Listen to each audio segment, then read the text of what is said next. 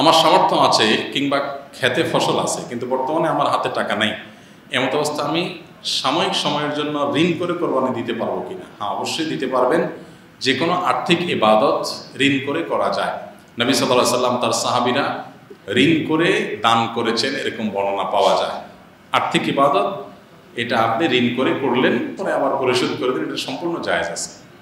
অতএব যদি কেউ ঋণ করেন, ঋণ করে তার পরিশোধ করার ব্যবস্থা আছে বা প্ল্যান পরিকল্পনা আছে, বা তিনি দিতে পারবেন, তিনি জানেন, সদিচ্ছা আছে, তিনি পরিশোধ করবেন, তাহলে এরকম হলে ঋণ নিয়ে আপনি কোরবানি করলেন, পরে সেটা পরিশোধ করলেন, এটা জায়েজ আছে। কিন্তু আমাদের কয়জন আছে আমরা ঋণ করে দান করি? এটা একটা বড় প্রশ্নের বিষয়। এটা জায়েজ আছে, ঠিক আছে, বাট কোরবানির জন্য আমি ঋণ করতেও রাজি আছি, আলহামদুলিল্লাহ। ইবাদতের মানসিকতা থেকে যদি এটা করি তাহলে এটা ভালো কাজ, শুধু জায়েজ না। কিন্তু প্রশ্ন হলো, আমি একজন মানুষকে দান করব, উপকার করব, এখন আমার হাতে টাকা নাই, পরে বেতন আসলে আমি দিয়ে দিব, আমি ঋণ করে কয়বার আমি দান করি? কোরবানির ক্ষেত্রে যে ঋণ করে কোরবানি করার ইচ্ছা আমার হয়েছে, ভালো কথা, তাহলে দানের ক্ষেত্রে ইচ্ছাটা কেন হয় নাই? এই প্রশ্ন করার উদ্দেশ্য হলো যে কোরবানিটা আল্লাহর জন্য কিনা এটাকে এনশিওর করা। এটা না হয় যে গোশতের জন্য করতেছি, তাহলে দান ঋণ করে করলাম, পরে আমি পরিশোধ করব, বা মুখ চক্ষু লজ্জা থেকে বাঁচার জন্য করলাম, পরে আমি সেটা পরিশোধ করব, এরকম যেন উদ্দেশ্য না থাকে। বাকি মোটা দাগে জিনিসটা কি আছে, জায়েজ আছে। কোরবানির গোশত দিয়ে কি অলিমার অথবা অন্য অনুষ্ঠানের ব্যবস্থা করা যাবে কিনা? কোরবানির গোশত দিয়ে অলিমার আয়োজন আমরা অনেকে করি, বিশেষ করে অনেকে বিয়ের আয়োজন, বিয়ের অলিমা, এই অনুষ্ঠানগুলোকে কোরবানিদের পরপর রাখেন। উদ্দেশ্য যে কোরবানির ঈদে যে গোশত আহরণ হবে সেই গোশত দিয়েই বিয়ে সেরে ফেলবো আমরা। তো এই বিষয়টি যদি উদ্দেশ্যমূলক হয়, যে আসলে উদ্দেশ্য কোরবানি করে অলিমার গোশত সংগ্রহ করা, তাহলে এই কোরবানি হবে না, এটার মাধ্যমে কোরবানির সওয়াব পাওয়া যাবে না। কারণ আপনার উদ্দেশ্য হলো গোশত আহরণ করে মূলত অলিমার আয়োজন করা, এখানে গোশত আহরণ করাটাই উদ্দেশ্য, কোরবানিটা এখানে জাস্ট একটা উসিলা মাত্র। এরকম হলে এই কোরবানির সওয়াব পাওয়া যাবে না, বরং এটি অলিমা হবে, কোরবানি আর হবে না, এবং এই কোরবানি বিশুদ্ধ হবে না। আর যদি ইন্টেনশন অলিমা ছিল না, কোরবানি আপনি প্রতি বছরই করেন, এবছরও করছেন, একটা গরু করতেন আগেও এখনো, তো কাকতালীয়ভাবে এই গোশত আপনি অলিমাতে খাওয়াইছেন, তাহলে অসুবিধা নেই, সেটা জায়েজ আছে। কারণ অলিমাতে যে খাওয়ানো হয় এটা কোনো বিনিময়ের ভিত্তিতে খাওয়ানো হয় না। অবশ্য আজকাল বিয়ের অলিমার অনুষ্ঠানে যে পরিমাণ চাঁদাবাজি হয়, উপহার নেওয়াটার ব্যাপার হয়, এখানে খাওয়াইলে সেই খাওয়ানোটা কি আল্লাহর জন্য খাওয়ানো হলো নাকি উপহারের জন্য খাওয়ানো হলো? এটা কি কোরবানি গোশত বিক্রি করলে যে গুনাহ হয়, এটা কি তার আওতায় পড়বে কিনা, এটা বড় প্রশ্নের বিষয়। যদি এরকম ইন্টেনশন থাকে তাহলে এটা নিয়েও প্রশ্ন দেখা দিবে। এমনিতে কোরবানি করছেন, কোনো উদ্দেশ্য ছিল না, এরপরে সেই গোশত অলিমার মেহমানদেরকে খাওয়াইছেন, সেটা মোটা দাগে জায়েজ আছে। আর আগে থেকে প্ল্যান যদি থাকে যে অলিমাটাই উদ্দেশ্য, তাহলে কোরবানি সওয়াব পাওয়া যাবে না। মৃত ব্যক্তির জন্য কোরবানির বিধান জানলে উপকার হতো। মৃত ব্যক্তির তরফ থেকে কোরবানি করা যায়, মৃত ব্যক্তির তরফ থেকে কোরবানি করা যায়, জীবিতরা মৃত ব্যক্তির তরফ থেকে কোরবানি করতে পারেন। মৃত ব্যক্তি যদি ওসিয়ত করে যান, আমি মারা গেলে আমার সম্পদ থেকে কোরবানি করবা, তাহলে সেই ওসিয়ত পূরণ করা ওয়াজিব। তার টোটাল সম্পদের 1/3 দিয়ে যদি করা যায়, কোরবানি করা যায়, তাহলে সেটা করা ওয়াজিব।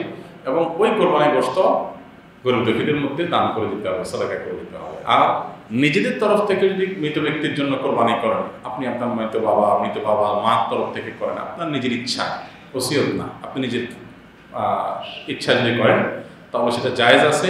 এবং এর গোশত আপনি নিজের গোশত যেরকম খেতে পারেন, দান করতে পারেন, এটাও আপনার ইচ্ছাধিকার থাকলে আপনি নিজে খেতে পারবেন, দান করতে পারবেন নিজের কোরবানির মতো।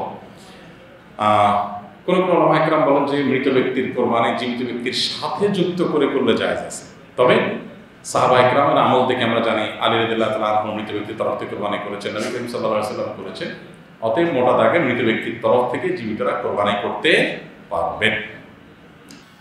সেজদারত অবস্থায় কেউ ঘুমিয়ে গেলে পাশে নামাজরত ব্যক্তি তাকে নাড়া দিয়ে জাগিয়ে দিতে পারবে কিনা? সেজদারত অবস্থায় যদি কেউ ঘুমায় যায়, আশপাশ থেকে কেউ যদি টের পায় যে বেচারা গভীর ঘুমে এসে পড়ে গেছে, তাহলে তাকে হালকা টাচ করে ডেকে দিতে পারে, কোনো অসুবিধা নেই, এতে নামাজ ভঙ্গ হবে না। আর যিনি ঘুমিয়ে গেছেন তিনি যদি একটু ঘুমায়ও যান, তার নামাজ বা ওযু ভঙ্গ হবে না যদি তিনি ঢলে না পড়েন। আর যদি এত গভীর ঘুম আসছে যে পড়ে গেছে পাশে, তাহলে ওযু ভেঙে যাবে।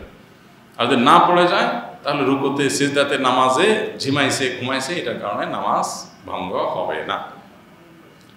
স্ত্রী অনুমতি দিলে কতদিন পর্যন্ত বিদেশে থাকা যাবে?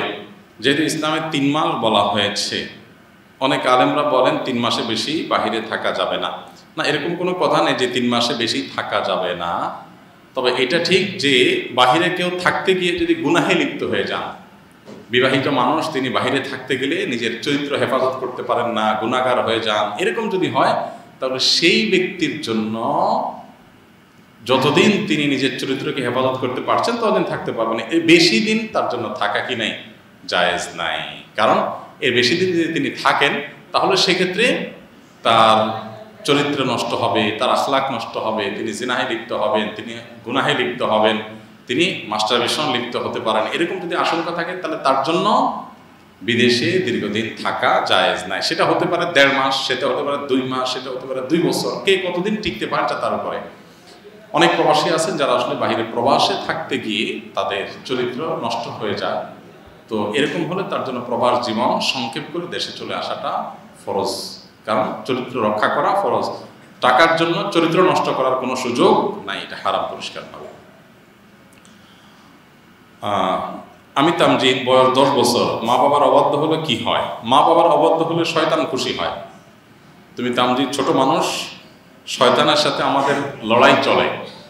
আমরা জান্নাতে যেতে চাই, শয়তান জাহান্নামে নিতে চায়। তাহলে এই কম্পিটিশন টানাটানি লড়াই চলতে থাকে। এখন তুমি তোমার মা বাবার সাথে যদি দুর্ব্যবহার করো, রাগারাগি করো, তাহলে খুশি হবে কে? শয়তান।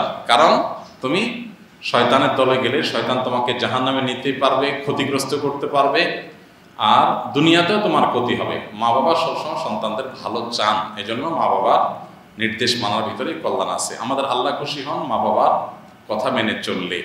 মা বাবার কথা মানার ভিতরে মানুষের দুনিয়াতেও লাভ হয়, আল্লাহর কাছে গেলেও লাভ হয়। আর না মানলে তারা ক্ষতিগ্রস্ত হয়।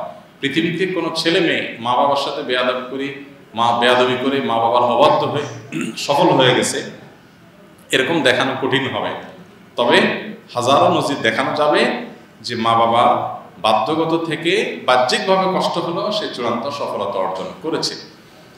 যে মা বাবা আমাদের জন্ম দিয়েছেন, কষ্ট করে মানুষ করেছেন, ছোটবেলা থেকে কত কষ্ট আমাদের জন্য করেন, আমার বিবেকের দাবি তার কথা মেনে চলা। তার অবাধ্য হলে সেটা হলো বিবেক বিরুদ্ধ কাজ।